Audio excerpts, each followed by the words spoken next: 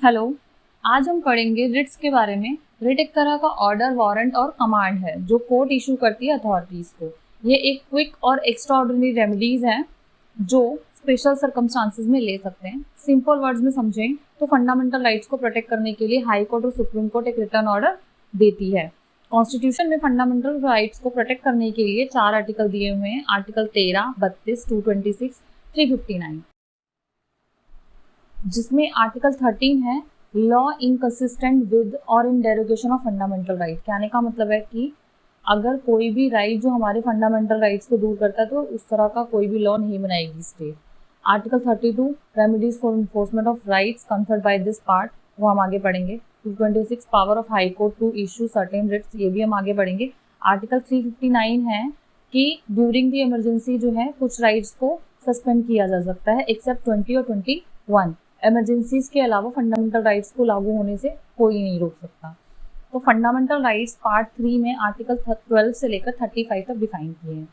इन्हीं आर्टिकल में से एक आर्टिकल है 32 जो हमारे फंडामेंटल राइट्स को प्रोटेक्ट करता है, और कोई भी फंडामेंटल राइट के वायलेशन होने पर सीधे रिट के थ्रू हम सुप्रीम कोर्ट में अप्रोच कर सकते हैं। यानी आर्टिकल सुप्रीम कोर्ट को भी हमारे राइट्स को प्रोटेक्ट करने के लिए पावर देता है कि वो रिट इशू कर सके। तो ये जानते हैं कि हमारे फंडामेंटल राइट कौन कौन से हैं। ये आप तो जानते ही हैं कि right to equality, right to freedom, right against exploitation, right to freedom of religion, culture and educational right. अगर इनमें से किसी भी राइट का वायलेशन होता है तो आप रिट के थ्रू सुप्रीम कोर्ट या हाई कोर्ट में जा सकते हैं। तो इन्हीं राइट्स को प्रोटेक्ट करने के लिए हमें कॉन्स्टिट्यूशनल राइट दिए हुए हैं। फंडामेंटल राइट्स को 2 तरीके से प्रोटेक्ट कर सकते हैं, या तो आप आर्टिकल 32 के थ्रू सुप्रीम कोर्ट या आर्टिकल 226 के थ्रू हाई कोर्ट में अप्रोच कर सकते हैं। आइए अब जानते हैं कि आर्टिकल 32 और 226 में क्या फ़र्क है। आर्टिकल 32 में सुप्रीम कोर्ट के थ्रू रिट इशू की जाती है, जबकि आर्टिकल 226 में हाई कोर्ट के थ्रू रिट इशू की जाती है। आर्टिकल 32 सिर्फ फंडामेंटल राइट्स को ही प्रोटेक्ट करता है, जबकि आर्टिकल 226 फंडामेंटल राइट के साथ साथ स्टैच्यूटरी और कॉमन लॉज के राइट को भी प्रोटेक्ट करता है। सुप्रीम कोर्ट के थ्रू जाते हैं तो उसकी जुडिक्शन पूरे इंडिया में होती है, वहीं अगर हाई कोर्ट के थ्रू जाते हैं तो लोकल जुडिक्शन होती है उस स्टेट की, उतने में ही वो अप्लाई होगा।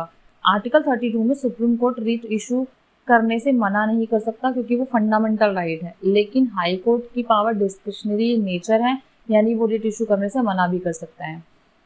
अब देखते हैं कि रिट कितनी तरह की होती है। रिट 5 तरह की होती हैं: habeas corpus, mandamus, prohibition, certiorari, quo warranto. पहला है हैबियस कॉर्पस। हैबियस कॉर्पस का मतलब है टू हैव अ बॉडी, यानी आपका अगर किसी ने अनलॉफुल तरीके से आपका डिटेन किया है, आपको बंद कर लिया है, आपको अरेस्ट कर लिया है, तो आप कोर्ट के थ्रू रिट इशू करवा के अपने आप को फ्री कर सकते हैं, और कोर्ट भी उससे रीज़न मांगेगा कि इसको क्यों अरेस्ट किया है या डिटेन किया है। अगर उसके पास रीजनेबल कोज नहीं है तो वो उसको आपको फ्री करना पड़ेगा, कोर्ट रिट इशू कर देगी।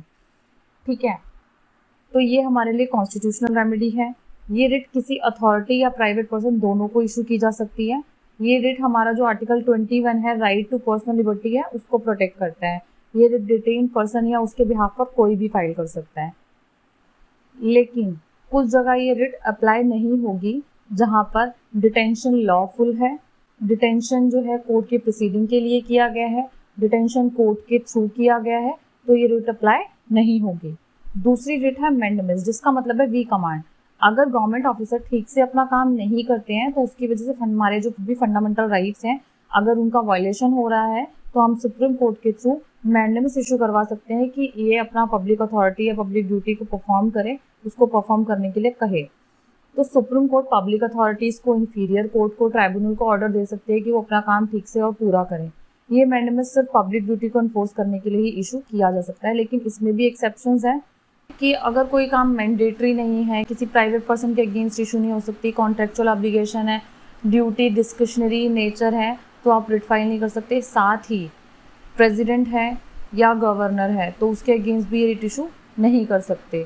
इसके अलावा जुडिशियल कैपेसिटी में अगर कोई हाई कोर्ट का चीफ जस्टिस है तो उसके अगेंस्ट भी ये रिट इशू नहीं हो सकती। तीसरी रिट है प्रोहिबिशन। प्रोहिबिशन का लिटरल मीनिंग आपको पता है कि टू फॉरबिड और रोक देना, किसी को प्रिवेंट करना, यानी हायर कोर्ट लोअर कोर्ट को रोक सकता है अगर वो अपनी जुडिक्शन से बाहर जा रहा है। ये रिट सिर्फ जुडिशियल और क्वासी जुडिशियल अथॉरिटीज़ के अगेंस्ट ही इशू की जाती है।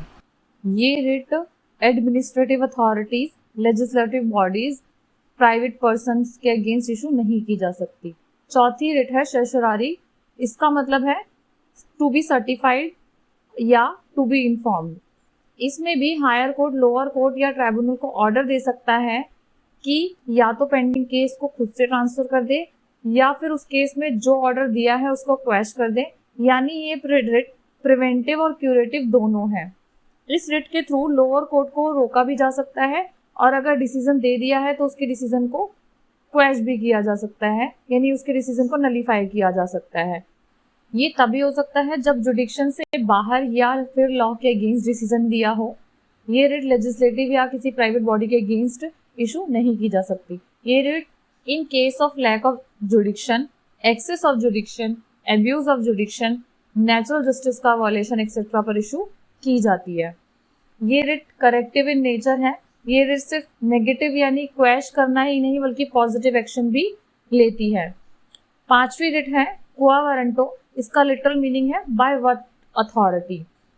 किसी गवर्नमेंट पोस्टिंग या जॉब में गलत तरीके से बैठना, यानी वो उसके लिए क्वालिफाइड नहीं था, जैसे कोई गवर्नमेंट जॉब खाली थी उसके लिए कोई एग्जाम नहीं हुआ, ऐसे ही सेटिंग करके उसको वैकेंसी में अपॉइंट कर दिया, तो यहाँ पर आपको मौका नहीं मिला उस वैकेंसीज में अप्लाई करने के लिए, अपनी एलिजिबिलिटी दिखाने के लिए, तो यानी आपका आर्टिकल 16 हैम्पर हुआ है, राइट टू एम्प्लॉयमेंट हैम्पर हुआ है। ठीक है, तो आप इसके थ्रू भी रिट फाइल कर सकते हो। अगर आपको किसी और टॉपिक पे वीडियो चाहिए और अगर आपको, तो आप हमें कमेंट सेक्शन में बता सकते हैं। अगर आपको ये वीडियो हेल्पफुल लगा तो इसे लाइक, शेयर, सब्सक्राइब ज़रूर करें।